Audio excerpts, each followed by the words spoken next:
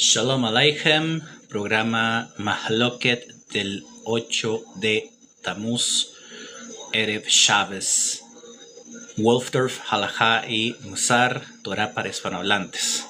Su servidor Moshe Akiva en Abraham, transmitiendo desde Ciudad Colón, Cantón de Mora, provincia de San José, República de Costa Rica, en la América Central.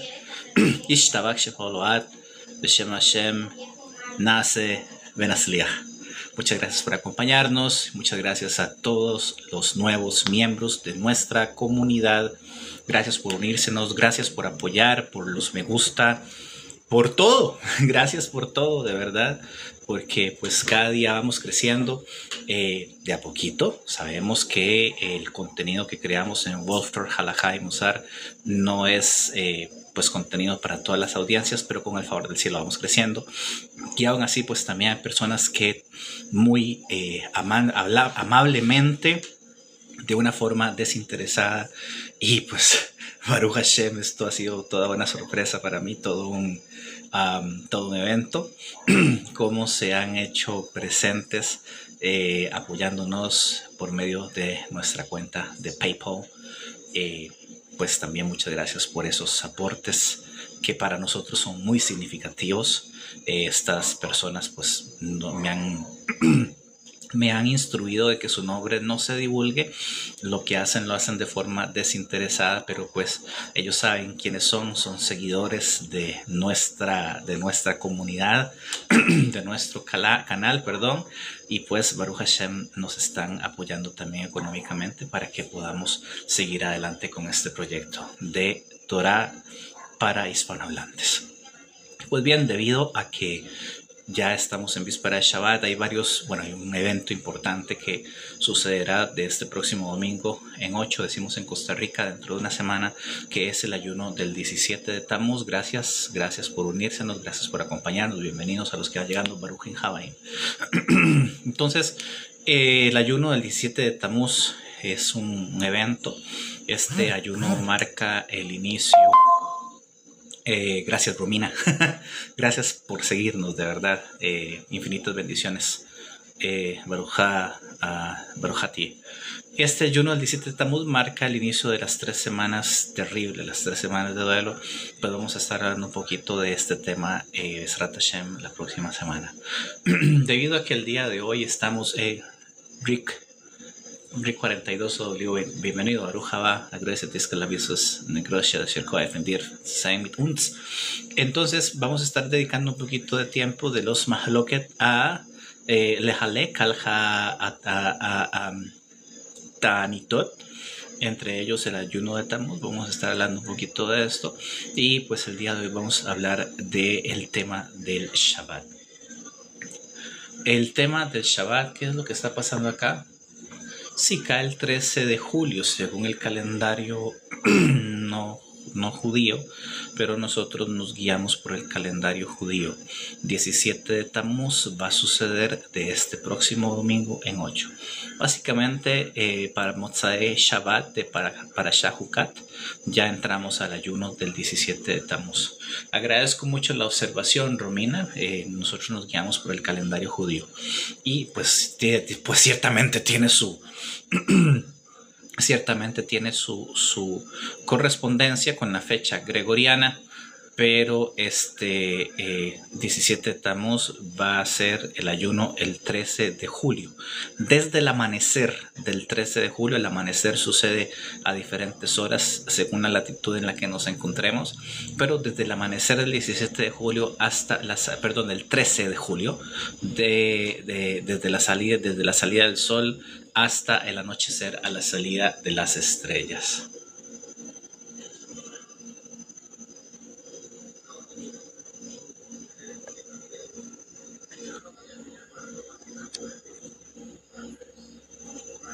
Así las cosas con el ayuno, con el favor del cielo, pero vamos a estar hablando de este tema a partir de la próxima semana. Ya por ejemplo, como es, hoy estamos a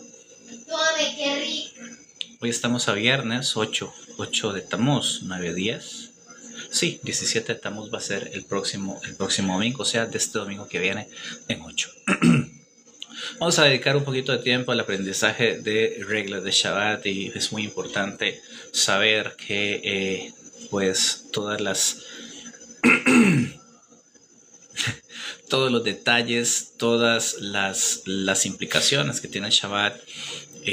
Hay muchas cosas que sabemos de Shabbat por medio de la Mesorá, por medio de la tradición. Y pues bueno, es importante siempre saber cuáles son esos detalles que nos ordena la tradición, que nos confiere, voy a decir, en cuanto a la observancia del Shabbat. Shalom Aleichem y saludos desde Chile, dice Ignacio Andrés. Ignacio Andrés, saludos desde San José, Costa Rica, en la América Central. Muchas gracias por unirnos. Entonces, muchas de estas cosas que nosotros hacemos en Shabbat, muchas de las halajot que aprendemos en cuanto al Shabbat, más que nada voy a hablar de las labores prohibidas. Las labores prohibidas ocupan un ¿cómo se dice? Un lugar especial en la vida judía, en la observancia del Shabbat como tal. O sea, hay un mandamiento de cuidar, hay un mandamiento de recordar. También los profetas dejaron como mandamiento deleitarse en Shabbat. Entonces, por todas estas cosas vienen diferentes costumbres, tradiciones y hasta leyes que son de observancia obligatoria y que no podemos decir simplemente, es que eso es una ley que fue establecida por los sabios, o fue una ley que fue establecida por los profetas o por los rabinos, qué sé yo, sino que ciertamente estas leyes están en vigencia y tienen fuerza de Torah. Para entender que la tradición tiene fuerza de Torah, tenemos que remitirnos al texto que está en Parashat Shoftim, que es uno de mis textos favoritos y pues yo creo que a menudo lo estoy citando debido a la importancia que tiene en nuestra vida. Pero este texto expresa básicamente que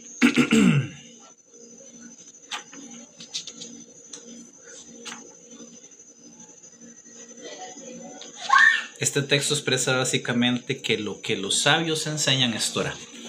Y a muchas personas, bueno, principalmente a los detractores de la tradición, ya casi lo encuentro.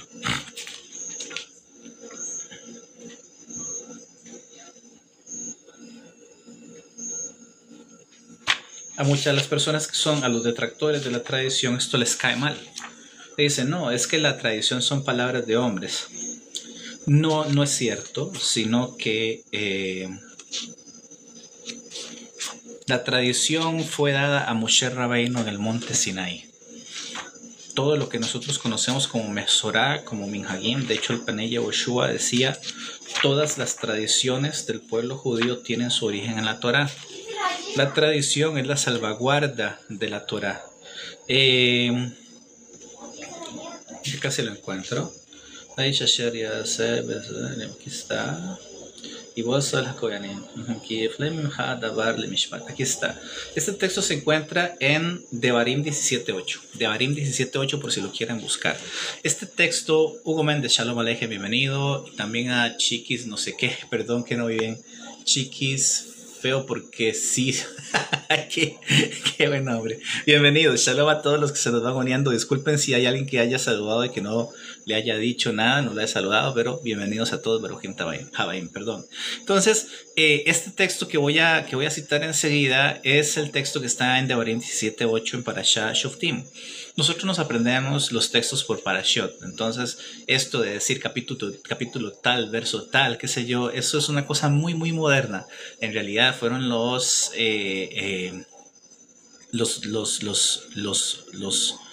masoretas, unos rabinos de cerca de la Edad Media por ahí, que decidieron numerar y capitular los textos judíos. Pero anteriormente nos aprendíamos, o todavía nos seguimos aprendiendo, estas citas por parashá, por contenido, por el nombre que tiene en hebreo. Por ejemplo, usualmente algo como un salmo empieza con el nombre del salmo es el salmo Lamnatsea Biginois Mismoer le David.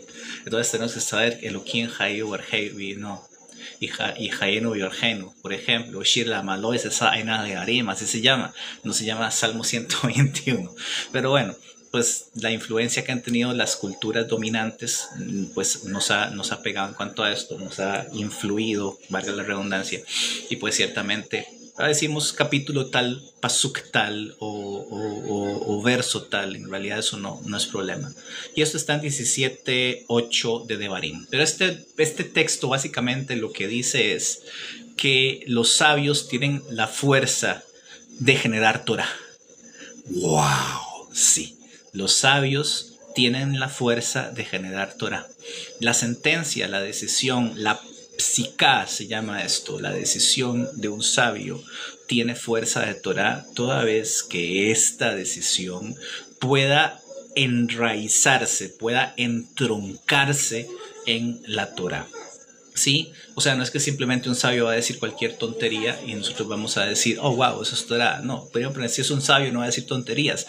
Aunque la Gemara en el Tratado de Sukkah dice que los sabios hasta cuando están hablando de cosas sin importancia, están hablando Torah.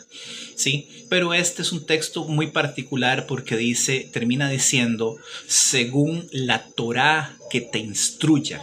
La palabra Torah quiere decir instrucción, lo que se instruye, la cosa que será instruida, ¿sí? Entonces es muy interesante ver cómo este texto puede servir como fundamento básicamente para todo lo que nosotros hacemos.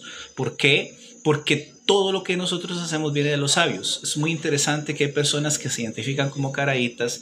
Lo más loco, y voy a decirlo otra vez, lo más loco que puede haber es que hayan cristianos que se identifiquen como caraítas porque ellos dicen sola escritura y no obstante nada de lo que ellos hacen es sola escritura. Ahora, nosotros tenemos a nuestro favor el hecho de que la Mishnah nos enseña en el Tratado de Avot capítulo 1, Mishnah 1, dice Moshe kibel Torah mi Sinai. O sea, Moshe recibió la Torah del Sinaí y hay un principio de fe de Maimónides que parafraseando dice que toda la Torah que tenemos en nuestros días, tiene que decir toda la Torah, Kol HaTorah Sheba Beyadenu, viene de Moshe. Shalom Aleichem, Joel. ¿Cómo estás? Espero que estés muy bien. Baruch Tía. Entonces, todo esto es para enseñar que cuando dice Moshe kibel Torah mi Sinai, lo que está diciendo es que todo lo que es Torah, todo el universo conformado por la Torah, y a mí me gusta decir desde la primera bet de Bereshit hasta la última letra, hasta el último punto que está escribiendo cualquier rabino alrededor del mundo, hoy, en este momento, es Torah.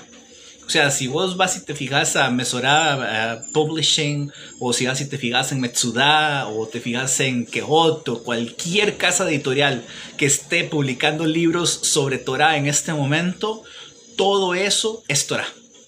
Hasta un libro de recetas para Shabbat tiene la particularidad de que estas recetas se hacen lekibut Shabbos Kodesh, las hacemos para recordar cosas particulares para el Shabbat y pues también decimos eso es parte de la Torah, nuestras comidas, nuestras canciones, nuestra forma de vestir, nuestros idiomas, etcétera, todo eso es Torah. Dice por ahí Daniel San, konnichiwa.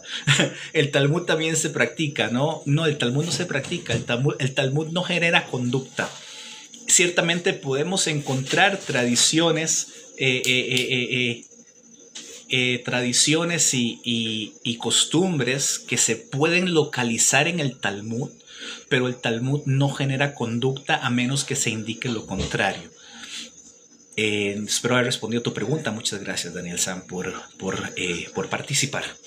Entonces, estaba diciendo que todo esto es Torah. Estaba diciendo que hay personas que, a pesar de ser detractores del judaísmo, dicen, por ejemplo, es que las palabras de los rabinos son cosas de los rabinos, pero las cosas de los rabinos son basadas en las posibilidades que nos ofrece este texto, ¿sí? Y no existiría el judaísmo si no hubiera sido por la sanción de los rabinos. Los rabinos a los que le llamamos los Tanaim, que son los herederos o los continuadores de una tradición iniciada por allá en los tiempos de la Gran Asamblea, de una secta que se llamaban los Pirushim. Pirush quiere decir explicar. Entonces, una persona que mefaresh es una persona que aclara, que enseña, que explica, ¿sí? Entonces de ahí viene la palabra pirush y de ahí viene la palabra pirushim, palabra que derivó y, ¿cómo se dice? Derivar, más bien degeneró hacia los idiomas nuestros como fariseo, ¿sí? Entonces, un fariseo era una persona notable, era una persona sabia, es una persona sabia, es una persona con un amplio conocimiento de Torah y es una persona que guarda y cuida la tradición. Rabí Akiva en el Tratado de Avot, insisto, dice, la Mesorá es la protección de la ley. Emilio, los judíos pueden tener hijos con no judíos. De que pueden, no se debe. Pero de que pueden, aunque está prohibido hacer ese tipo de cosas. Una polémica para debatir, dice ahí Daniel San. ¿Cuál será la polémica? Esto no es polémica, esto es una tontería. John Dos Pasos, gusto en conocerte, espero que tengas una vida larga y buena para que puedas arrepentirte. Listo. Entonces, este es el tema. Este es el tema. Estaba hablando inicialmente de que muchas de las cosas que hacemos en Shabbat son tradición. O sea, por ejemplo, vamos a decir las 39 labores prohibidas. Oh, sí, son 39.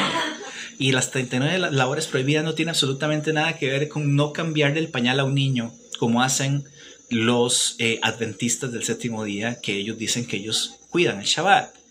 Pero en su salvaguarda del Shabbat no le cambian el pañal a un niño, por ejemplo, y dejan que el chiquito ande ahí con su pañal sucio todo el día, pero sí encienden su vehículo para ir a la iglesia. Algo no está bien ahí, algo no calza, ¿sí? Entonces, pues evidentemente ellos hacen lo que sus líderes les instruyen a hacer, lamentablemente, pero eso no tiene nada que ver con el Shabbat, no tiene absolutamente nada que ver con el Shabbat. El Shabbat, como ordenado por la Torá, es un día de descanso, es un día en el que nos desconectamos del mundo, por decirlo así, el mundo de mentirillas en el que vivimos. No sé qué pasó con la polémica, Daniel San. Ah, Daniel San. Como en la película con el señor Miyagi. Sí, ya entendí. Los judíos pueden tener, me refería a eso. ¿Y qué opinión tienen de los ateos? Pues que deben tener una vida muy difícil los ateos, porque se la pasan toda su vida probando que Dios no existe, tratando de probar que Dios no existe. En fin, entonces estas 39 labores prohibidas del Shabbat vienen por tradición y las aprendemos de un texto muy particular que está en la Torá, en Parashá Vayakhel, en el libro de Shemot. En Parashá Vayakhel dice: Eleh devarim asher tzivah Hashem. Estas son las cosas que ordenó Hashem. Nos dice cómo hacer el Mishkan y después de eso, Beshabtotai Tishmu. Van a cuidar mis Shabtot. Voy a volver al tema de la tradición. Ki falei mimecha davar le mishpat. Cuando una cosa sea asombrosa, hola Pradilla, Shalom Aleichem, bienvenido, gracias. Cuando una cosa sea asombrosa para ti en cuanto al tema de juicio entre sangre y sangre, entre sentencia y sentencia, o entre ley y ley, din es una palabra muy versátil, entre nega la nega, entre erupción y erupción, divrei rivois bishoreja, cosa de disputa en tus ciudades, y entonces los jueces locales no lo pueden dirimir, no pueden. Había una ley, ¿se acuerdan? Que Moshe Rabbeinu le dijo a los jueces: ustedes van a atender casos. Dice: los ateos simplemente no creemos en eso y ya, no andamos pregonando la idea. Pues seguramente si vos sos ateo, pues debes tener una vida muy difícil tratando de comprobar que Dios no existe, pero igual, yo no comparto, pero respeto tu decisión y tu derecho a autogobernarte, ¿sí? Entonces, vos crees, yo sí creo, y ya, listo, todo bien. Dice ahí usuario 40, ¿eres judío? Sí, soy judío. De hecho, estoy hablando hebreo. Sí, estoy leyendo en hebreo La Torah, yo creo, ¿ves?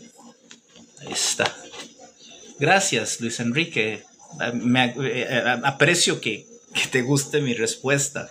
En realidad, esto es un tema de respeto más que nada. No hay nada más que decir. O sea, te respeto a vos como persona. Ya, y tenés tu propio derecho a autodeterminarte y a pues hacer lo que te creas conveniente para tu vida. Todos los seres humanos tendremos que rendir cuenta y juicio delante del Rey de Reyes. Pero pues vos vas por el camino que vos querés caminar y nadie te lo puede evitar. Entonces, le nega cuando hay una cuestión de disputa entre ciudades donde los jueces no hayan podido decidir cuál era la sentencia, cómo arreglar la cosa. Entonces dice, te levantarás, Bekamtu Beolizo el Amukoim Asher Ibhar Hashem Elokejabo. Entonces te levantarás y vendrás y subirás al lugar al cual haya elegido Hashem tu Dios para habitar en él. Sí, Ubasa el Kohanim Halevim Bel Hashoifet. Aquí nos da tres categorías de sabios.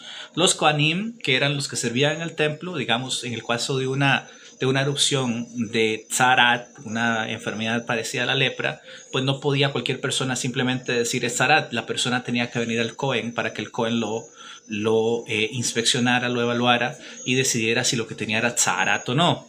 En cuanto a los Leviim podían haber sido los maestros del pueblo judío por excelencia, pero nos da una tercera categoría, un Shoifet. Un Shoifet es un juez, una persona experta en Torah.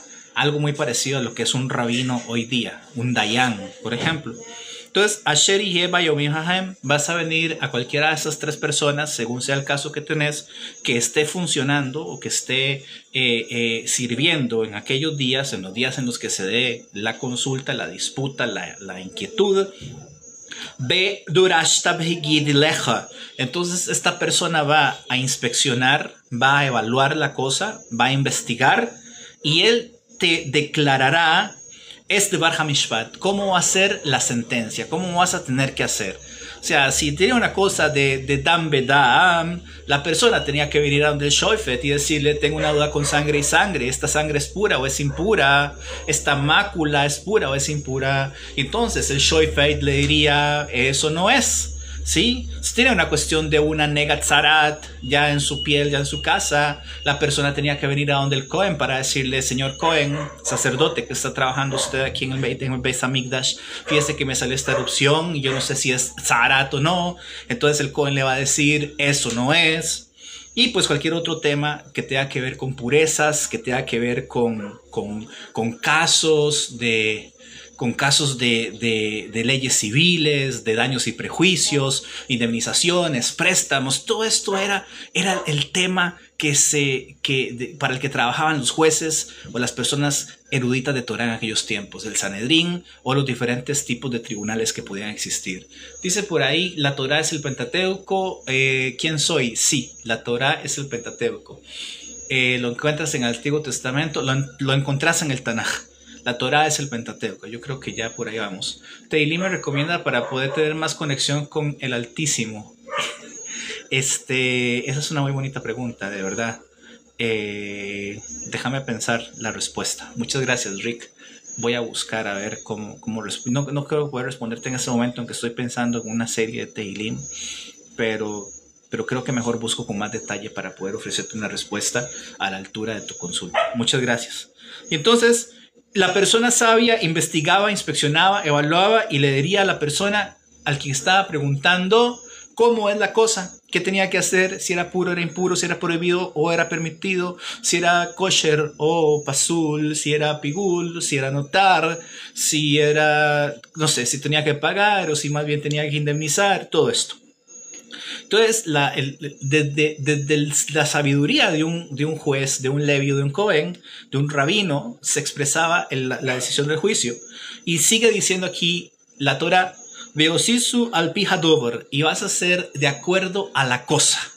Vas a ser de acuerdo a la cosa, al tema, asher y agideleja min hamakoem, la cual se te declare cuando vengas a preguntar en aquel lugar. Asher Ibhar Hashem, que habrá escogido Hashem, Beshomarta, la sois que kol asher rija, y te cuidarás de hacer todo aquello que se instruya. Al pija toiro asher yoirija, al hamishpat, asher yoimrilejo taase, de acuerdo a la Torah, que se te instruya, según la sentencia del juicio, que te digan, harás, y no te desviarás de la sentencia que se te dé, ni a desde la sentencia que se te declare, ni a la derecha, ni a la izquierda. Este texto aquí está súper interesante porque dice así, Asher perdón, el que está más arriba. Al pia toiro asher yoiruja. Esto es una doble lashon. Toira y oirija son la misma raíz de la Torah, de la instrucción que se te instruya. Está utilizando aquí, porque puede haber perfectamente dicho la Torah al hatoiro sobre la que se decida, o sea, asher ipsak, o sobre la Torah que se te enseñe, que se te melamed. No. Dice la instrucción que se te instruya, la Torah que se te haga saber que es Torah. Carlos Neri, gracias por la deferencia. No soy jajam, ni soy rabino, ni soy more, soy solamente Moshe Akiva y estamos en San José de Costa Rica. Muchas gracias. Entonces dice ahí Nasispetsna. Siga. Hay muchas páginas, muchos perfiles que van a hacer exactamente lo que usted está buscando. Entonces, si esto no es lo que usted está buscando, siga con su vida. Entonces, sobre la Torah que se te instruya, la Torah que se te enseñe, la instrucción que se te enseñe. Eso está diciendo acá. Para conferir la autoridad de Torah a las decisiones de los sabios. Entonces, hay una tradición muy bonita que dice que Moshe Rabbeinu, cuando él subió a la cima del Nebo, él vio toda la tierra, pero los sabios en el Midrash dicen, Moshe Rabbeinu vio toda la historia de Israel y vio todas las decisiones halágicas, vio todos los rabinos que iban a existir, supo también todo lo que los sabios eventualmente iban a aprender, que iban a enseñar. Ya Moshe Rabbeinu había visto estas enseñanzas en el monte Sinaí cuando Hashem le enseñó la Torah, y entonces ya Moshe Rabbeinu sabía todas estas cosas para decir que todas las decisiones halágicas, todas las enseñanzas, todas las takanot, todas las correcciones, todas las tradiciones que los sabios a lo largo de la historia han ido implementando, ya eran del conocimiento de Moshe Rabbeinu. Dice por acá, un goy es un no judío, Gaspar, gracias. ¿Quién soy? Dice, el Corán también comparte el Pentateuco. El Corán no comparte el Pentateuco. El Corán es un libro que no tiene nada que ver. Perdón a él que le mandé la invitación. Si quiere, por favor, me la rechaza. Fue un error. Discúlpeme. Y el Corán no tiene nada que ver con el Pentateuco. Los musulmanes dicen que los patriarcas y los profetas de Israel eran musulmanes. Eso es otra cosa y es una total y absoluta tergiversación y un descalabro. Pero nada que ver el Pentateuco y el Corán. Nada que ver. O sea, la Torah. Dice, ¿eres descendiente de Abraham? Baruch Hashem. Sí, de hecho me llamo Moshe Akiva ben Abraham.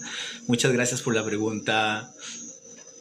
El Talmud es un libro que... El Talmud no le interesa ni siquiera qué o quién era el Yeshu. Espero haber contestado tu pregunta, Oscar Opina. Gracias. Entonces sigue diciendo acá que la persona tenía que hacer la Torah que se le enseñara. O sea, podría ser que lo que se le enseñara en el momento no fuese exactamente o no estuviese específicamente escrito en la Torah. Sobre esto los sabios dicen, por ejemplo, en el texto que dice, según el rito que yo te mostré, así harás el sacrificio de los animales en las ofrendas. Ese rito que yo te enseñé ese rito que Hashem le enseña a Moshe Rabbeinu sobre cómo tiene que hacerse el degüello, la recolección de la sangre, la inspección de los órganos del animal y todo esto, eso no está específicamente declarado en la Torah, no está consignado en la Torah. No obstante, nosotros lo sabemos. ¿Y cómo lo sabemos? Por tradición oral. Entonces, la oralidad es una parte importante, si no la más importante. La shchita, sí, pero no solamente la shchita, sino la melige, sino también la hadajá, todo lo que tiene que ver con la vedicá, de los órganos y la extracción del gitanoshe. El gitanoshe dice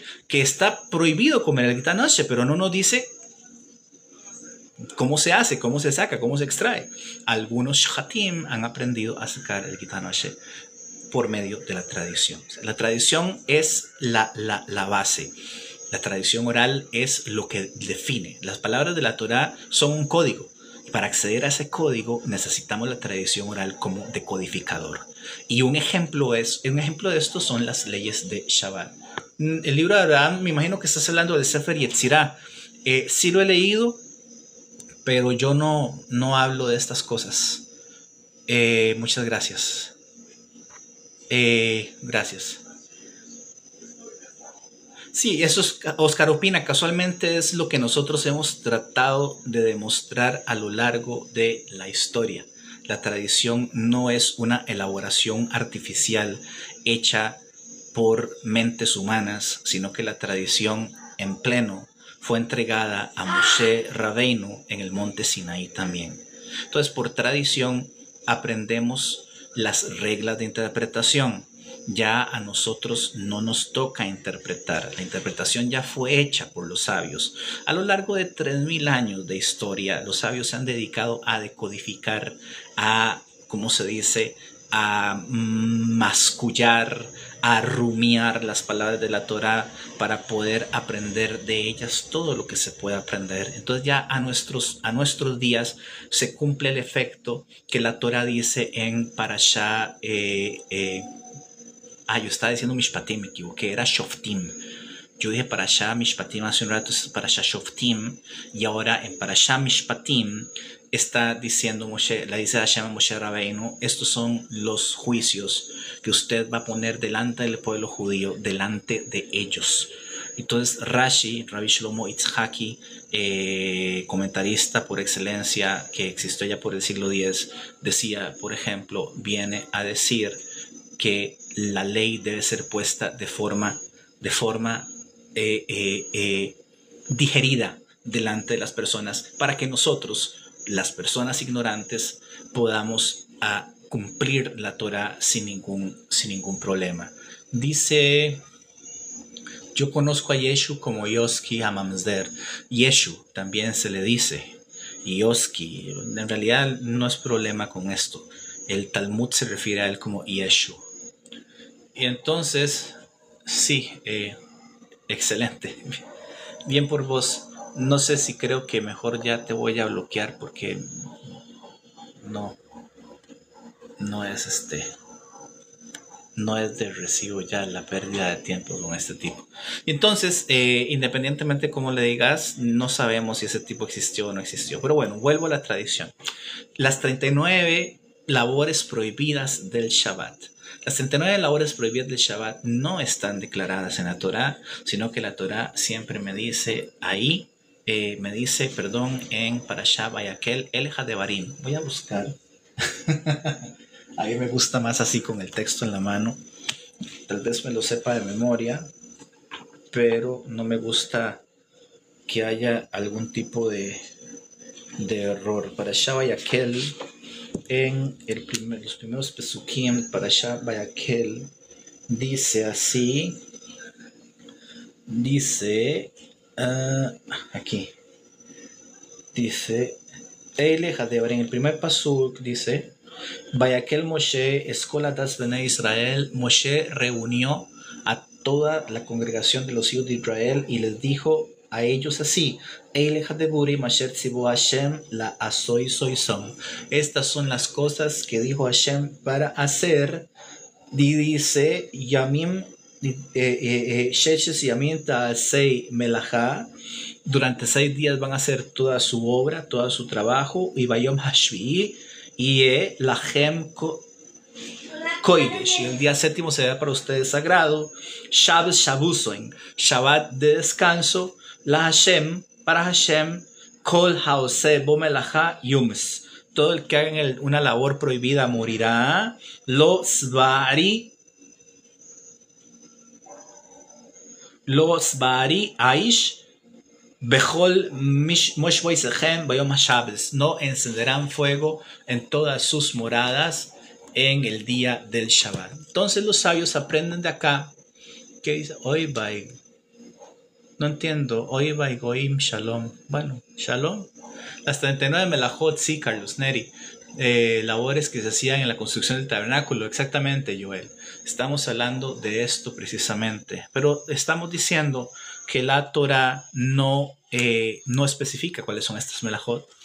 Y los sabios dicen, inmediatamente de El Hadebarim que ha ordenado Hashem para hacer, la Torah me habla de la construcción del Mishkan, del tabernáculo, e inmediatamente después de mencionar la confección del tabernáculo, la Torah me dice que en Shabbat hay que descansar.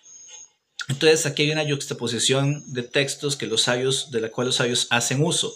Número 1, de atrás para adelante, hay que descansar en Shabbat. Entonces quiere decir que la confección del Mishkan, la construcción del Mishkan, tiene que suspenderse en Shabbat. Y estas cosas que Hashem ordenó hacer debe referirse a la obra del Mishkan, la cual eventualmente quedaría suspendida cuando llega el Shabbat. Todo este razonamiento lo hacen los sabios en la Gemara. Dice Fabián Pinto, ¿de dónde eres? Yo soy de Costa Rica. Muchas gracias por preguntar. Carlos Neri, son las alajot de las varaitas para no transgredir las alajot de oraita. Wow. Wow, necesito otro programa. Necesito otro programa para poder tratar de reconciliar eso que está ahí. Israel en Perú privilegiado. Mire, salió un seguidor de Gamonada Taikusi. No ha llegado todavía su Semana Santa, señor. Gente, la estupidez es definitivamente, ¿cómo se llama? Atrevida. Dice Fabián Pinto, ¿sabes mi apellido? Pues si ahí dice Fabián Pinto, me imagino que tu apellido es Pinto. No sé, la verdad. Las 39 melajot están descritas en el capítulo 7 del Tratado de Shabbat en la Mishnah y se desarrollan en la Gemara a lo largo del mismo capítulo también. Sí, esos locos de remate en realidad necesitan un poquito de diazepam. Si sabes el origen del apellido Pinto, si estás diciendo esto porque hay un rabino que se llama Yoshiao Pinto y hay otro, el papá también, entonces me imagino que es por ahí que vas, ¿no? Pero sí. Gracias, de verdad. Entonces, gracias a Dios amo Irán e Irán te está esperando con las puertas abiertas. Créeme que sí. El Ayatollah Khamenei se va a poner muy contento cuando llegues allá. Sí, el apellido Pinto es español. Durante la expulsión de España del 1492, muchos judíos huyeron hacia el Magreb. Sí, muchas gracias. Muchas gracias por la acotación. Gracias, de verdad. Entonces, las 39 melajot están detalladas, están, ¿cómo se dice? Están establecidas, descritas en el capítulo 7 de la Mishnah. Y ahí nos dice la Mishnah de qué se tratan estas melajot prohibidas. Pero como bien lo ha apuntado Carlos Neri dice 39 labores prohibidas que tenían que ver con la construcción del tabernáculo, del Mishkan. Entonces ahí hablamos de teñir, cosechar, arar, moler, tamizar, desollar, salar, degollar, tejer, meter el hilo en la urdimbre, borrar, escribir, mezclar, amasar. Todos son una serie de 39 melajot que están prohibidas. Y el número 39, la Mishnah dice en el capítulo 7 del Tratado Shabbat, las melajot prohibidas son 40 menos una. Y este número sale de Eile Hadeburim. Vamos a decir, Eile tiene la letra Aleph, la letra Lamed y la letra Ei. Cada una de estas letras tiene un valor numérico. Aleph es 1, Lamed es 30, y ahí tenemos 31, y Ei es 5. Entonces, 1 más 30 más 5, 36. Simplemente el moldear el jabón al bañarse. Esa no es una melajá. Podría considerarse una toledá. Vamos a hablar de eso también. Muchas gracias por la participación, de verdad que sí. Entonces, de ahí tenemos de la palabra Eile, que se deletrea Aleph Lamed Ei, tenemos el número 36.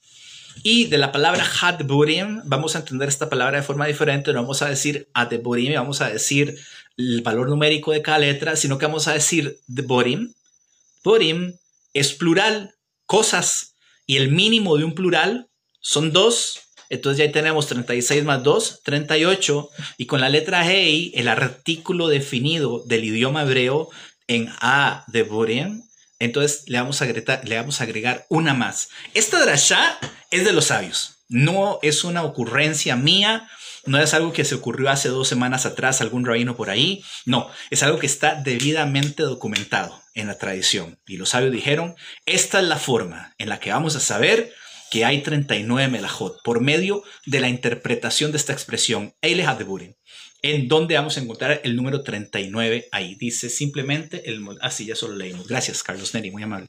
Sí, entonces, de ahí sacamos el número 39, pero la Mishnah dice 40. ¿Cuál es la melajá número 40? Hay quienes dicen que la ejecución de instrumentos musicales en el templo, donde los Levim tenían que tener ahí sus cositas para tocar música cuando se presentaban los diferentes korbanot. Entonces, esa sería la melajá número 40, que no se detalla específicamente porque era una labor que se realizaba ya en el Mishkan, ya en el templo. De hecho, habían ciertas melajot que estaban prohibidas, midoraita de la Torá, y no obstante, se llevan a cabo en el templo. Por ejemplo, todas las melajot que tienen que ver con los sacrificios. El degüello, la recolección de la sangre, el desollar, el salar, el encender el fuego en Shabbat, por ejemplo, en el templo, si se permitía, y poner las partes de los animales de los sacrificios, del Korban Tamid de Shabbat y del Korban Musaf en las piras, se ponía también para que se presentaran los sacrificios. Esos son melajot, no obstante, estaban permitidas dentro de las premisas del templo. Entonces, todo esto lo aprendemos por medio de la tradición oral. Hace un rato por ahí, no sé quién fue que puso esto de las baraitot y de las... Vamos a leer esto que está muy interesante. Dice Carlos Neri, una baraita, vamos a ver, porque ese comentario merece ser hay que dirigirse a eso, sí. Una baraita es la versión Babli de la Mishnah. Entonces, ¿qué fue lo que pasó? Sabemos que la tradición oral fue codificada en la forma de Mishnayot por Rabbi Hanasí, Rabbeinu Hakadosh, aproximadamente en el siglo III de la Era Común. Cuando los estudiantes, cuando los discípulos de Rabbeinu Hakadosh, que fueron Rabbi Shmuel, viajaron a Babel, ellos traían la Mishnah y allá habían otros sabios, allá habían otros rabinos que habían decidido quedarse en Babel después de que terminó el exilio, cuando Koresh dijo, pueden subir otra vez a reconstruir el templo. Ustedes los de Nehemia, Nehemia, ya se me olvidó, de Nehemia, de Ezra, ¿sí? Entonces, muchos judíos que estaban en Babilonia dijeron, no subimos porque no ha venido el Mesías. Y esa costumbre en algunos casos todavía permanece. Pero bueno, volviendo a la Mishnah. Mishnah fue recopilada en Israel por Rabbeinu Hakadosh. Rabbi Shmuel viajan a Babel después de que se cierran las academias en Israel, en Hatzenu HaKodesh. Ellos llegan con la Mishnah y dicen, ¿esto qué es la Mishnah? La recopilación de la Torah oral.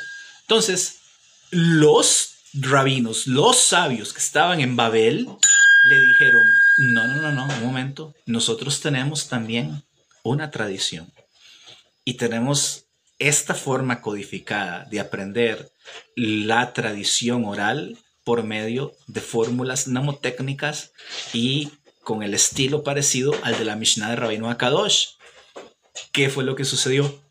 Que entre los representantes de la academia o de los discípulos de la academia de Revi y los judíos de Babel empezaron a tratar de equilibrar, a confrontar la Mishnah con la Baraita. Baraita en arameo quiere decir externa. Este nombre no existía todavía, ¿sí? Pero se le dio este nombre como una forma de decir, está la Mishnah y están las externas, o sea, las tradiciones que se aprenden en Babel. A esto hay que agregarle la Tosefta, que es como una corrección de la Mishnah, si no me equivoco más o menos. Entonces todo esto había que equilibrarlo, todo esto había que buscar la manera de reconciliarlo. La búsqueda de esta reconciliación entre la Mishnah y las Baraitot de Babel dio origen al Talmud, ¿sí? Entonces, más o menos así, muy a grandes rasgos. Muchas gracias. ¿Por qué en el templo sí se podía encender fuego en Shabbat? Porque resulta que la forma, o sea, que dice que había que presentar los korbanot, los sacrificios eran todos los días. Había un sacrificio que se llamaba el sacrificio continuo, ¿sí? Y había en Shabbat otro sacrificio que se llamaba el sacrificio adicional en Shabbat. Entonces estos sacrificios dependían del fuego, dependían de que hubiera fuego disponible para poder quemar los animales, las partes de los animales que se presentaban. Entonces de ahí tenían permiso los Kohanim de llevar el servicio en el templo normal, como si el servicio fuera entre los días de la semana. Desde que se levantaba el Cohen y limpiaba el altar y sacaba las cenizas y todo esto, hasta el encendido del fuego para tener disponible para los animales, para quemar los sacrificios, las grasas, todo esto se hacía. Los animales se degollaban igual normalmente. ¿Por qué? Porque el Korban Tamid había que hacerlo en su momento. Ya no había forma de hacer el sacrificio continuo de Shabbat el viernes, por ejemplo, o hacerlo el domingo. Pues, algo así no iba a suceder. Entonces, por eso era que debíamos tener la posibilidad de llevar a cabo ciertas melajot, ciertas labores prohibidas que en el templo sí podían realizarse. Rick, espero haber contestado tu pregunta. Muchas gracias. Vamos a ver qué sigue ahí. ¿Cómo puedes demostrar la existencia de Dios? ¿Cómo puedes vos demostrar que Dios no existe? Sí, pero es muy fácil en realidad. Si vos ves a Israel, es suficiente, si es al pueblo judío, es suficiente prueba de que Dios existe. Muchas gracias por tu pregunta. Ahí dice, ¿de qué secta eres, amigo? Soy judío. Y ojo lo que pone después José Carlos. Muchas gracias por comentar. Los sacrificios eran antes de Dios. Yo no sé si algo existiese antes de Dios. Ese algo que existe antes de Dios es Dios. Esa afirmación que usted acaba de poner ahí, don José Carlos, con todo respeto, es una contradicción desde todos los puntos de vista, filosóficamente, religiosamente, porque partimos de la premisa de que Dios es Dios debido a su eternidad. La eternidad no tiene ni principio ni fin. Entonces, decir que algo es antes de Dios implica que ese Dios tiene un inicio en el tiempo, lo cual quiere decir que lo que sea que haya estado antes de él es Dios o cualquier otra cosa. Entonces, yo creo que no, seguramente yo no estoy entendiendo porque a mí es muy poquito, muy corto mi entendimiento. Exactamente, pero este señor Joel, dice que los sacrificios eran antes de Dios. Hashem es el que ordena los sacrificios y nos los impone a nosotros. Pero por alguna extraña razón, pues don José Carlos está insinuando por medio de su comentario de que antes de Dios había otra cosa. Y esa cosa hacían sacrificios antes de Dios. Es un tema muy bonito para otro programa, en realidad, la eternidad. ¿Cómo entendemos nosotros la eternidad? ¿Cómo nos explica la Torah el tema de eternidad? Y quizás con el favor del cielo. Claro, me refiero antes de que Jesús fuera crucificado. Pues fíjese que antes de que Jesús fuera crucificado hubo sacrificios, y después de que Yeshua fuese sacrificado siguieron habiendo sacrificios. Sí, entonces la muerte de Yeshua HaMamzer, culpable de los delitos que cometió, no prueba absolutamente nada. Pero bueno, está bien. Usted debe ser cristiano, tiene derecho a creer lo que bien le parezca. ¿Qué palabra es en hebreo para eternidad? Olam. Olam. Olam quiere decir eterno, pero también quiere decir oculto. El mundo de lo oculto, de lo que no entendemos, de lo que no vemos ni sabemos. Soy Daniel, el hijo de... ¡Hey! ¿Cómo estás? ¿Todo bien? Shalom Aleichem, bienvenido. Un abrazo a la distancia. Espero que estés muy bien. Entonces, luego de este paréntesis, bueno, dice aquí otro, los korbanot son para Hashem. Como no hay Beis Hamikdash, se hace la plegaria, Shahar Ismin Hayarbi. Sí, sí.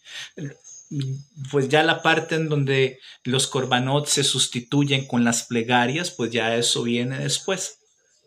¿Y por qué hubieron sacrificios después de Yeshua? Si usted está haciendo esa pregunta, don José Carlos, me parece que tal vez sus convicciones no estén muy firmes, que digamos. Pero hubo sacrificios después de Yeshua porque Yeshua murió y el templo judío siguió funcionando por mucho tiempo más después de la muerte de Yeshua. Y antes de que Yeshua naciera, si es que existió, el pueblo judío ya tenía un templo y ya teníamos nuestras costumbres y nuestra Torah. Y mucho tiempo antes de que Yeshua naciera, ya nosotros teníamos las prácticas que inclusive hoy día seguimos teniendo. Muchas gracias por su pregunta. Yoski Mamzer, pregunta Gus, ¿eres judío? Wow, Gus, lo que se ve no se pregunta, pero bueno, está bien, sí soy judío. Gracias por preguntar. Entonces, de nuevo. Oh, wow. No te da pena existir, dice Nico Sex. Me daría pena existir si fuera vos, pero bueno, no me voy a dejar llevar por responderle a estas personas para que no me restrinjan el live. ¿Qué va? Dice, ¿quiénes son los sefardim? Wikipedia, se llama Wikipedia. Pones en Google sefardim y ahí Wikipedia te va a dar cualquier información de los sefardim, te lo puedo asegurar. Es más, la información que te va a dar Wikipedia es tan completa que lo que yo pueda decir sale completamente sobrando. Las 39 melajot las aprendemos por tradición oral, recapitulando. Están detalladas en la Mishnah en el capítulo 7, en el tratado de Shabbat, y ahí nos dice exactamente cómo es que funciona el tema de las labores prohibidas. Las labores prohibidas tienen sus derivados. Los derivados de las labores prohibidas fueron ¿cómo se dice? Fueron aprendidos por los sabios de una forma... ahí te respondió Carlos Neri a la pregunta de qué es un sefardí. Ahí te respondió Carlos Neri. Gracias por la asistencia. Un 10. Las labores prohibidas y sus derivados, los derivados de las labores prohibidas específicamente, son acciones que pueden tener algún tipo de relación con la labor prohibida directa o indirectamente, y como tal están prohibidos también. Las labores prohibidas, perdón, los derivados de las labores prohibidas o toldot, son tan prohibidos como la labor prohibida misma y confieren la misma penalidad, o sea, el mismo castigo. Por ejemplo, si una persona hace varias labores prohibidas en ignorancia de la labor prohibida, va a tener que presentar un solo corbán. Pero si una persona hace una serie de derivados de labores prohibidas, presenta solamente un corbán por el pecado. Pero si hace 2 labores prohibidas diferentes, debe presentar un corbán por el pecado por cada una de ellas. ¿Qué más dice ahí? La verdad está interesante, quisiera saber más. pero me da hacer una pregunta tan grande TikTok. No importa, mándeme un mensaje. No hay problema, me manda un mensaje privado, de ahí con todo gusto. Si está dentro de mi posibilidad contestarle, con todo gusto. Sigo. Shomer Israel. Bueno, ya salió Shomer Israel. Shomer Otanu, Baruch Hashem. Es que la misma es. Alex Hoffman שואל, שלום חבר, מה שלומך? אני בסדר, איזה יהודי אתה? אני יהודי אמיתי, אני לא מבין מה אתה רוצה לשאול.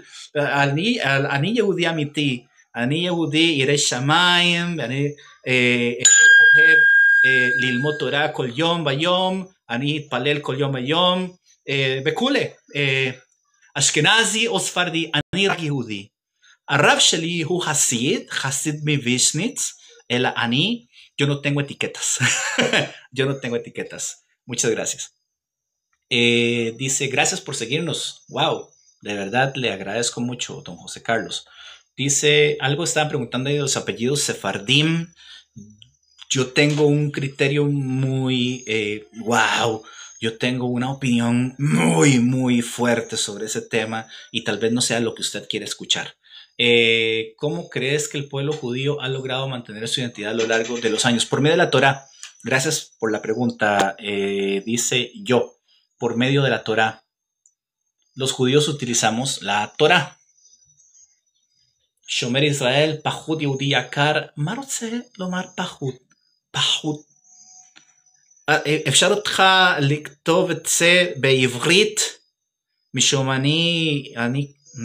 שאני יכול לראות אותו בלשון הקודש בעברית, אני רוצה לומר פחות. מה פחות?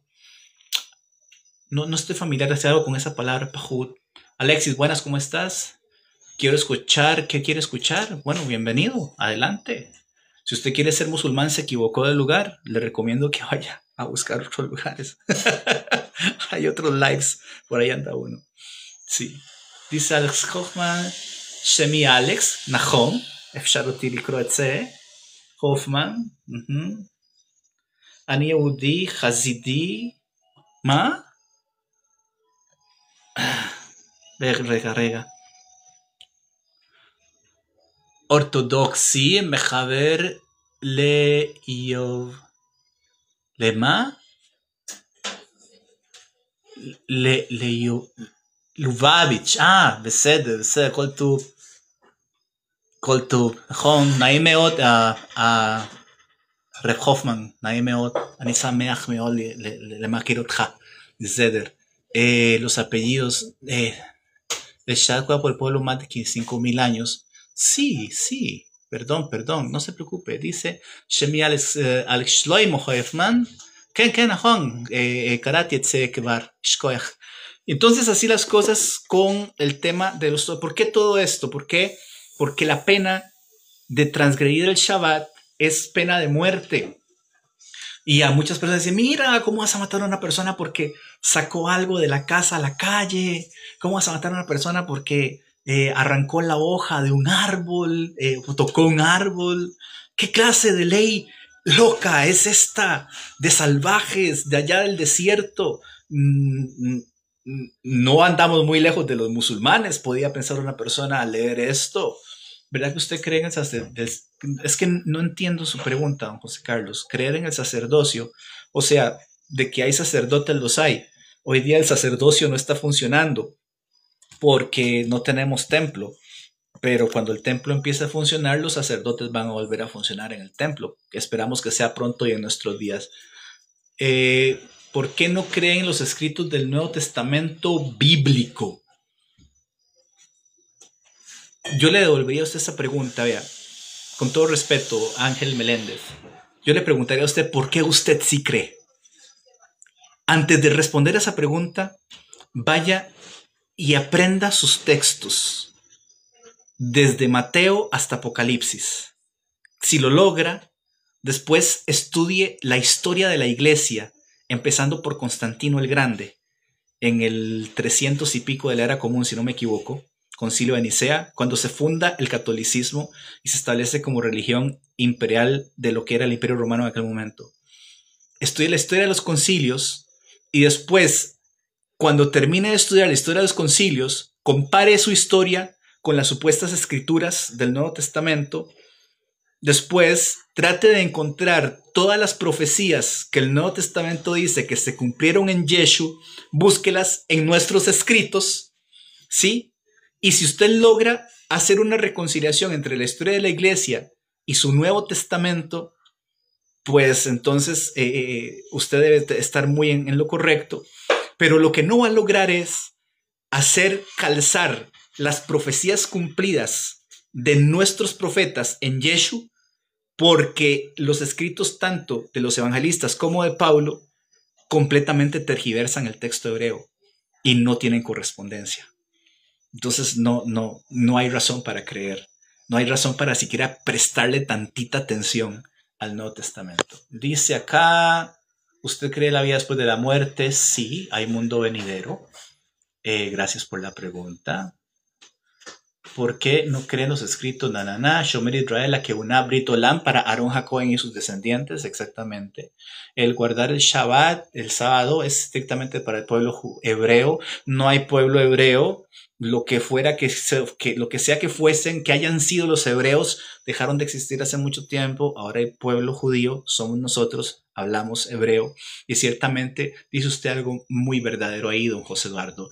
El guardar el sábado es estrictamente para el pueblo judío y no para los goim. Exactamente, dice Beshamru bene Israel et Shabbat la azot et Hashem ledoratam britolam. ¿Guardarán los hijos de quién? De Israel. Los hijos de Israel guardarán el Shabbat para hacer del Shabbat una señal eterna a lo largo de sus generaciones. Entonces tiene usted toda la razón. El Shabbat es solo para el pueblo judío. ¿Creen la vida después de la muerte? Ya es todo. Sí. Dice Javer, Sheila, perdón. Eich ata, es que no puedo leer sin lentes. Eich ata mitaihes goem. סליחה לי, אני לא מבין את המילה הזאת, מתייחס, ich kenne nicht das Wort, Entschuldigung. Dice el Nacional, ¿me puedo hacer judío? Sí, se puede, si cumple con lo que se necesita. No entiendo esa palabra.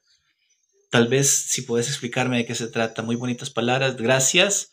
Muy sencilla, humilde y profunda tu respuesta. Gracias. Baruch Hashem, los judíos creen en el plan de Dios. Si no creyéramos en el plan de Dios, no estuviéramos aquí. Definitivamente, el Creador bendito tiene un propósito para todo esto. Y parte de ese propósito es que nosotros cumplamos la Torah para que la creación sea elevada. Dice, ¿por qué le escupen a los cristianos? Yo nunca le he escupido a un cristiano. Te puedo decir a mí que muchos cristianos me han escupido a mí. Pero yo nunca le he escupido a un cristiano, no sé. Ahora, si vos vas a un barrio ultraortodoxo como Mea Shearim y vas a estar fregando la existencia de las personas que están ahí, sugiriéndoles que crean en un Dios que no existe, pues ellos es mejor que le tiren una escupa a que lo agarren a pedradas y que lo hagan sacado a patadas del barrio. Dice, necesito que me digas qué quiere decir metaijes porque no sé, mi hebreo no es bueno todavía. Estoy aprendiendo, pero no sé, que esa palabra no la ubico. Sí se puede hacer judío. No entiendo, honran al rey David. El rey David es la epítome de todo lo que un hombre quisiera aspirar en su vida en cuanto al servicio a Hashem. Entonces, no sé qué quiere decir tu pregunta. ¿Hay judíos ateos? Sí los hay. Me interesa convertirme en judaísmo. ¿Cómo va a empezar? Por el principio. Tío Adolfo, para empezar a convertirte al judaísmo, empezamos por el principio. Conseguirte una cartilla de Aleph Bet y aprendes a leer. Dice, el profeta Abraham no fue judío y fue salvo, ¿verdad? Abraham era mucho más que un profeta. Y no entiendo qué querés decir con fue salvo. Mishum kol Israel yeshlahem herech lo lahava. Voy a tener que salir, tal vez le haga una pregunta al privado. Con todo gusto estamos a la orden, don José Carlos. Mi Yiddish no está muy bien, que digamos, estoy aprendiendo, así como estoy aprendiendo hebreo. En eso estamos. ¿Eres sionista? A lo mejor sí. Muchas gracias por preguntar. ¿Por qué los judíos traen conflictos a la Argentina? El creer bien la Patagonia no es de ustedes. Mostrame dónde está eso. ¿Dónde hay una patria judía que se está fundando en Argentina? Aquí en Costa Rica dicen que es en Guanacaste. En Nicaragua dicen que es por ahí en algún lugar en el centro de Nicaragua. Y así este cuento de Sefardia lo vas a encontrar en todos los países, porque en todos los países hay personas antisemitas, antijudíos. Pero te puedo asegurar que no hay ningún proyecto, por lo menos que sepamos. Nuestra tierra, te voy a explicar, nuestra tierra es Israel. Entre el Jardín y el mar Mediterráneo, y desde el Hermón hasta el Negev, esa es nuestra tierra. Ahí es donde queremos vivir, ahí es donde queremos que nos dejen vivir. Ya, entonces nosotros no tenemos ningún plan conspiranoico de establecer una patria judía fuera de los 50 y tanto mil kilómetros cuadrados que ya te he mencionado, pero muchas gracias por la pregunta. Dice, Jaimatame Kabel etagoy eta giurim shel goim la yahadut. Ulay, Ken, si hay un goy que cumpla con los requisitos que se necesitan para ser un buen judío, Anachnu mekabel grim, ledati anilo maschim. Beseder. Esta es tu prerrogativa, no hay ningún problema. Ya se salieron del tema. Sí. Es que tengo que interactuar con... Perdóname, Carlos, de verdad, Sadik. Slija, pero tengo que interactuar con la audiencia también. Tengo una duda, es cierto que no respetan a Jesús, lo odian, no lo odiamos, no lo respetamos, no sé qué decir, pero te puedo decir a ciencia cierta que ni siquiera sabemos si el tipo existió.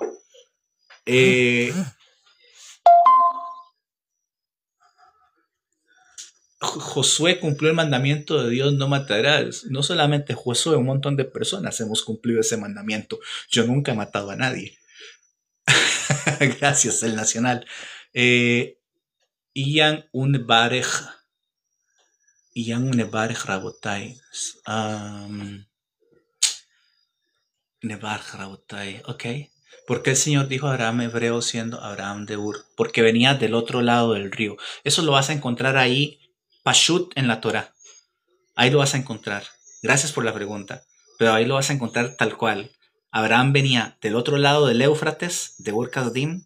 Entonces, a las personas que de este lado, en el Levante, venían del otro lado del Éufrates, les decían hebreos. Y también porque era de la descendencia de Eber, que era bisnieto o tataranieto de Shem.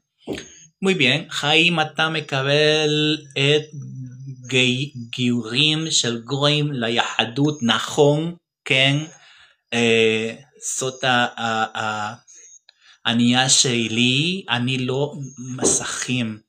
¿Naciste en Israel? No, porque es un man de Felipe TL27, porque llevan las patillas largas, porque es un mandamiento. San David, hay un pasaje donde Dios manda a desvivir a niños y mujeres amalaquitas, porque los amalaquitas son malvados y pues le hicieron daño a Israel. El Talmud menciona a Jesús, brother, tu gente sabe que existe. El Talmud menciona a un tal Yeshu en Pandira. Y lo que dice no se corresponde con el Yeshu de las leyendas cristianas.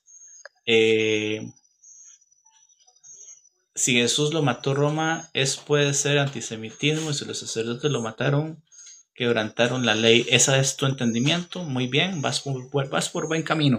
Seguí ejercitando ese sentido de crítica y de análisis. ¿Son verduras o pueblo las palabras Hatzir? Gracias por la pregunta, no puedo decir en este momento. No, no, estoy pensando en otra cosa. No en este momento. El Evangelio de Mateo se dedica a los judíos y ahí se explica a los antepasados de Yeshua por la línea de supuestamente José. Supuestamente por la línea de José. Pero resulta que Jesús no era hijo de José, era hijo de una paloma. Tengo una duda, ¿qué pasa si un judío traiciona a su pueblo? Pues no exactamente, pero no va a poder volver a rezar en la sinagoga hasta que se arrepienta. ¿Por qué los judíos los han expulsado de tantos países? Porque lo que somos nosotros y lo que significamos nosotros para el mundo, Felipe TL27, le arde a la gente. Les arde, rete harto. Cuando vos le decís a la gente solo hay un Dios y hay que servirle, a la mayoría de personas no les gusta eso. Adivinen quién se va. Entonces voy a volver al tema de los melajot. Muchas gracias por sus preguntas. decía entonces que si una persona transgrede el derivado de una labor prohibida, va a presentar varios derivados de labores prohibidas, va a presentar un solo sacrificio por ese pecado.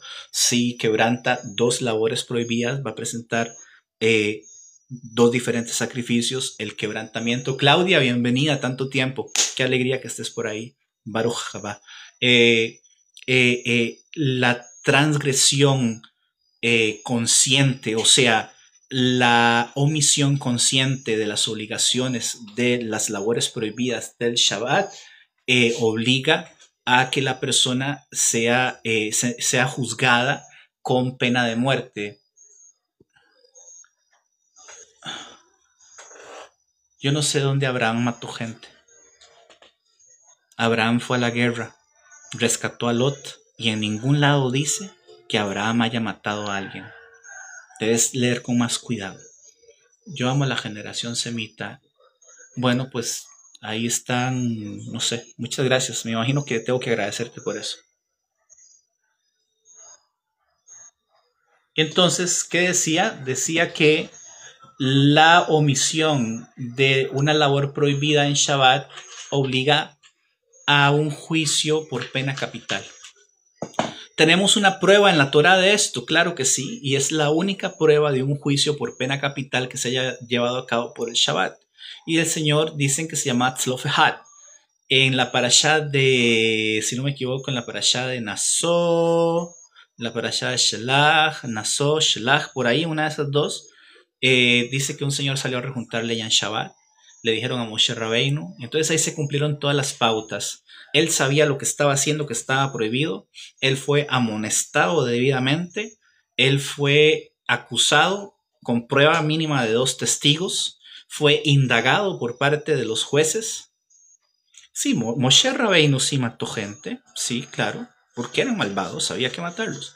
La persona fue por orden divina también. La persona fue presentada delante de un tribunal rabínico, que era un tribunal rabínico presidido por nada más y nada menos que Moshe Rabbeinu, nuestro maestro Moisés, ¿sí? Y él aceptó su culpa. Él dijo, sí, yo rejunté leña en Shabbat. Moshe Rabbeinu no quería ejecutarlo. Moshe Rabbeinu dijo, no, vamos a ver qué es lo que pasa, porque el señor Tzlofehad era un tzadik. Esto lo aprendemos por tradición. Dice que cuando Moshe Rabbeinu le preguntó a Tzlofehad, mira, vos has aprendido las leyes de Shabbat conmigo, o sea, yo te enseñé la ley de Shabbat y estoy seguro de que vos sos un buen estudiante y temeroso del cielo. ¿Por qué hiciste esto? Entonces dice que Tzlofehad le respondió, porque yo quiero que quede un precedente para las futuras generaciones de lo que puede pasarle a una persona que conscientemente violenta el Shabbat e incumple sus obligaciones. Acá Moshe le preguntó a Hashem y le dijo, Ribono Shel Olam, vea, pasó esto con este señor. Y entonces Hashem le dijo, él sabe lo que está haciendo, hay 2 testigos, se le amonestó, ¿ya? Y ya fue presentado delante del tribunal. Al tribunal rabínico, al tribunal presidido por Moshe Rabbeinu, se le obligó por mandamiento divino a la ejecución de Tzlofehad. Y según dice la Mesorá, la tradición, esta fue la única ejecución por Shabbat que hubo en toda la existencia, que ha habido en toda la existencia de nuestro pueblo. ¿Por qué? Porque para que una persona sea culpable de haber transgredido una ley, una prohibición que implica pena de muerte, no solo en Shabbat, sino en cualquier otro tipo de prohibición que implica pena de muerte, según la Torá, una pena de muerte que tiene que ser dirimida, que tiene que ser inspeccionada, discutida, conocida por un tribunal rabínico, la persona tiene que estar apercibida en su totalidad de los alcances de la ley que está transgrediendo. Pongo, por ejemplo, el Shabbat. Si una persona, por ejemplo, transgrede una prohibición de Shabbat, y voy a decir, de escribir 2 letras, y alguien en Shabbat agarra un bolígrafo y en una hoja de papel escribe 2 letras, el deber de quien le está viendo hacer esto es de preguntarle, mira, ¿te acordás que es Shabbat? Hoy, sí es cierto, es Shabbat. Es cierto, es Shabbat. Entonces ya ahí con eso la persona se amonesta, y si el templo existiera, la persona tendría que llevar un corbán por eso. ¿Sí? ¿Qué pasa si yo le digo a la persona, hey, ¿sabes que es Shabbat? Y él me dice, sí, sí sé que es Shabbat y sabes que está prohibido escribir en Shabbat. Y él me va a decir, ¡ay, sí es cierto! Yo no sabía que era prohibido escribir en Shabbat. Entonces la persona queda exculpada de ser presentado delante de un tribunal rabínico y tiene que presentar un sacrificio en el caso del que el templo existiera. Si la persona escribe, si la persona sabe que es Shabbat y aún así escribe y solamente se le llama la atención una vez y no lo vuelve a hacer, entonces también queda inmediatamente absuelto de cualquier diligencia legal al nivel halájico que pueda hacerse. Si la persona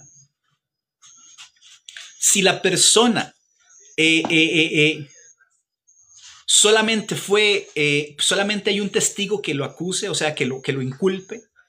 Si yo veo una persona aquí en mi casa y él transgrede el Shabbat y él me dice, sí, yo sé que es Shabbat, sí, yo sé que escribir está prohibido, sí, yo sé, pero a mí me da la gana escribir. Yo solito como testigo no puedo acusarlo.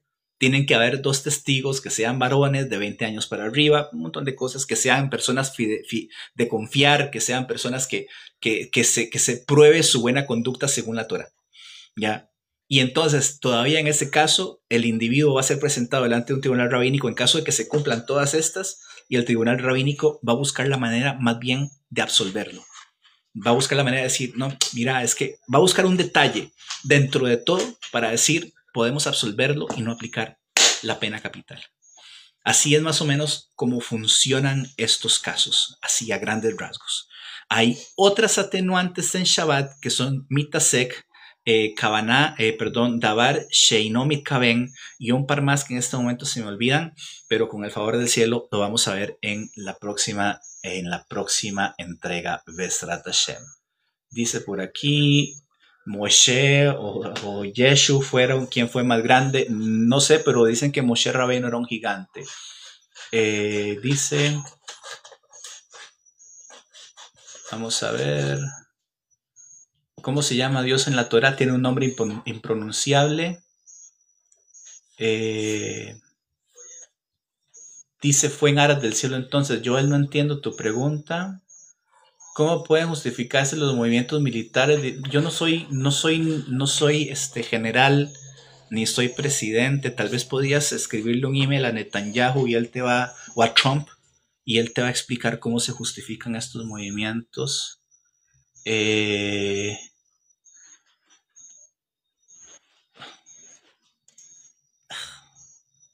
Realmente es irrelevante este comentario, no lo voy a leer. Ay, mira, qué triste. Aquí lo puedo. Un segundo, ya sigo leyendo sus comentarios. Muchas gracias. Dice acá, ¿puede explicar algo del señor Benjamín Netanyahu? Benjamín Netanyahu es el presidente de Israel, el primer ministro de Israel. En ningún lugar dice que David haya llamado a Yeshu Señor, porque Yeshu ni siquiera existía. Cuando Moshe bajó del monte Sinaí mató a 3,000 por idólatras, pues eso fue hace muchos años, y Moshe Rabbeinu mató a 3,000 judíos que se habían desviado tras de la idolatría.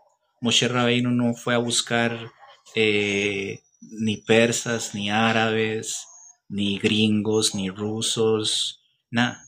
Moshe Rabbeinu impartió justicia divina ahí, entre nuestro pueblo. Esto a los antisemitas como usted debería darles mucho gusto. Pero como sos antisemita, entonces necesitas buscar cualquier chingadera para seguir ejerciendo ¿cómo se llama esto? Tu complejo y tu frustración de tener que ser antisemita. ¿Saben dónde se encuentran los tesoros perdidos de Jerusalén? Hay muchos arqueólogos que saben eso. Tal vez puedas preguntarles a ellos. El tema de Amalek es un tema que habría que hacer un documental para poder explicar qué fue lo que pasó con Amalek. Pero Amalek era una nación de personas que eran prácticamente bestias. No eran personas, eran bestias, ¿sí? Y entonces, lo mismo que pasó con las 7 naciones cananeas. Voy a contar así a grandes rasgos. Los antisemitas, como estos pobres indios que están aquí escribiendo sobre los tesoros y esas tonterías, las 7 naciones cananeas, nosotros no movimos, o sea, no se desenvainó ni una sola espada del pueblo judío para acabar con las 7 naciones cananeas, de las cuales Hashem dijo que había que acabar con ellas. O sea, el ejército de Israel, estamos hablando de hace 3.500 años. Hace 3.500 años. O sea, vos ni siquiera estabas en proyecto, ¿sí? Pero hace 3.500 años, cuando se dio la conquista de Eretz Israel por medio del ejército de nuestro pueblo, ¿sí? Por mandato divino, los ejércitos de Israel simplemente se ponían frente a la ciudad que querían conquistar y Hashem, Dios, era el que se encargaba de todo. Nosotros no desenvainamos ni una sola espada, no degollamos a nadie. O sea, ningún soldado judío tuvo que ejercer guerra porque el decreto en contra de estas 7 naciones cananeas había venido de parte directamente de Dios. Y Dios simplemente decía, ustedes se ponen ahí porque la tierra es de ustedes. Yo se la prometí a su papá Abraham. No obstante, ustedes no van a tener que hacer nada. Yo mando avispas, yo los enceguezco a ellos, o yo hago cosas para que ellos se maten entre ellos, ¿sí? Pero como vos sos antisemita, evidentemente no vas a poder entender esto. Sí, claro, ya esto lo respondí. Muchas gracias por la pregunta. Entonces, ¿qué está pasando ahora en Palestina? Palestina es una ilusión y es un lugar muy triste, porque entre ellos mismos se matan. Algo muy parecido a lo que pasó hace mucho tiempo atrás, sí, de lo que estoy hablando. Entonces, esa pregunta de quién le cortó la cabeza a Goliat, puedes encontrar ahí en las escrituras. Ahí está claramente definido esto. Muchas gracias. Y dice Shoimer Israel, la enfermedad del antisemita es así. Sí, son antisemitas. O sea, a ellos lo que les molesta es que tengamos nuestra tierra, que ya no estamos debajo de sus botas, aunque lo desearían con todo su corazón, como fue hace 80 años allá en la Shoah. Pero como ya tenemos nuestra tierra, como ya el judío ya no se deja, sino que se defiende, y Baruch Hashem, lo estamos haciendo bien, tenemos uno de los mejores ejércitos del mundo, uno de los ejércitos más éticos del mundo, entonces, pues evidentemente hay que buscar por dónde fregar la existencia, ¿verdad? Fabián, buenas, ¿cómo estás, Fabián? Shalom Aleichem, bienvenido. Dice, yo sé quién lo hizo, pero vos decís que no se desenvainaron espadas. En la conquista de Eretz Kenán no se desenvainaron espadas. Asimismo dice que Dios, Hashem, mandaba las avispas para que se mataran entre ellos. Hay un incidente que es célebre, está en Segunda de Reyes, y si no me equivoco es en los tiempos de rey Josafat, donde el ejército asirio terminaron matándose entre ellos, ¿sí? Con solamente que nosotros nos quedamos dentro de las murallas de Jerusalén. Entonces, yo creo que muy bonito todo por hoy. Agradezco mucho sus comentarios, de verdad. Ha sido una sesión algo interesante por parte de todos ustedes que amablemente se nos unen. A nuestros patrocinadores por medio de PayPal, muchas gracias de verdad por hacerse presentes. Dice, o sea, que usted, si le llevan la contraria, es antisemita. No, para nada. O sea, contradígame. Pero una cosa es contradecirme a mí y otra cosa es los ataques, las infamias que se dicen en temas que absolutamente nada que ver. Pero bueno, está muy bien. Muchas gracias de verdad, Joel. Gracias, Rick. Gracias a todos todos los que están ahí comentando. Igual le agradecí a las personas que amablemente nos están haciendo donaciones a nuestra cuenta de PayPal. Ustedes de verdad hacen la diferencia. ¿Qué días hay shiur? Pregunta Carlos. Usualmente hacemos el programa entre lunes, martes, miércoles, jueves. Esos días son, si podemos hacer los 4 días, Besrat Hashem, lo logramos. Pues a veces por diferentes ocupaciones y otras obligaciones que tenemos, pues no se puede todos los días. Pero siempre nos vas a encontrar entre lunes y jueves a eso de las 7 de la noche, como mucho. Shalom Aleichem, Guevara 15, Shalom Aleichem para todos. Vean, no se enojen. El debate se vale. Pero lo que hacen algunas personas de empezar a tirar ahí comentarios de cosas sin relación y todo eso, pues por el tipo de interacción que estamos teniendo, trato de no extenderme mucho en esas preguntas porque también no es el tema que estamos tratando.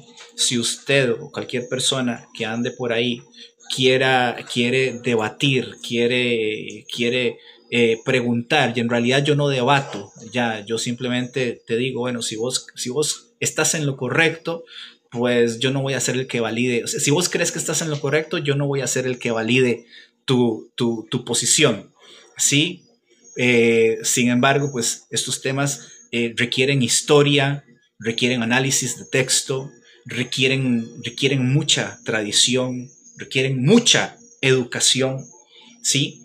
Y no es simplemente llegar y empezar a tirar ahí ideas, ¿cómo se dice? Scarce, ideas sueltas, tome, ideas sueltas, ya, no se vale así. Desde que me accidente no estudiaba. Wow, espero que Hashem te dé una recuperación pronta, completa, así como a todos los enfermos de Israel. Estamos en Erev Chávez, la semana siguiente vamos a dedicarnos a hablar del 17 de Tamuz y de las 3 semanas de duelo.